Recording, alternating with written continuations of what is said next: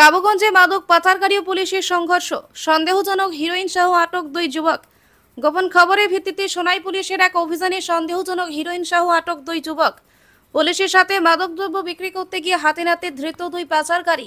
জানা গিয়েছে শুক্রবার বিকেল 3:30 নাগাদ কাবুগঞ্জ বাজারের 12 রোডে পশু নিলাম ঘরের সামনে মাদকদ্রব্য বিক্রির জন্য কথা মতো প্রস্তুত ছিল একদল পাচারকারী। কথাবার্তার মধ্য দিয়ে পাচারকারীরা টের পেয়ে যায় ক্রেতারা পুলিশ। তারা টাকা সহ মাদকদ্রব্য ছিনিয়ে নেওয়ার জন্য পুলিশ কর্মীদের সাথে শুরু করে ধস্তাধস্তি। ওই সময় দুই পুলিশ কর্মী ক্রয়ের মধ্যে সামনে থাকলেও বাকি পুলিশের দল ছিলেন গোপন স্থানে। মাদকদ্রব্য ছিনিয়ে নিতে ক্রেতা এক পুলিশ কর্মীকে পাচারকারীরা মিলে বেধড়ক মারধর শুরু করে। এমনকি পশু নিলাম ঘরে বাস দিয়ে আক্রমণ করতে শুরু করে। স্থানীয়রা এসে জড়ো হন।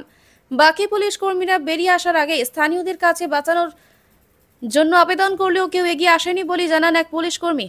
ঘটনাকে প্রত্যক্ষ করে স্থানীয় এক যুবক আহত পুলিশ কর্মীকে উদ্ধার করতে এগিয়ে আসেন। এদিকে পুলিশ কর্মী কিন্তু আহত অবস্থায় একজনকে আটক করতে সক্ষম হয়েছেন। অন্যদিকে আরেক পুলিশ কর্মী আরেকজনকে আটক করতে সক্ষম হন। এছাড়া কিছুক্ষণের মধ্যে অন্যান্য পুলিশ কর্মীরা বেরিয়ে আসলে তাদের নেতা লাকি লস্কর সহ অন্যান্যরা পালিয়ে যেতে সক্ষম হয়। এদিকে এক পুলিশ কর্মীর মোবাইল ছিনিয়ে নেবার অভিযোগ উত্থাপন হয়েছে। এদিন সোনাই জেলার ওসি বিশ্বজিৎ নাথের নেতৃত্বে অভিযানে মোট 50.02 গ্রাম সন্দেহজনক হিরোইন বাজেয়াপ্ত করা হয়।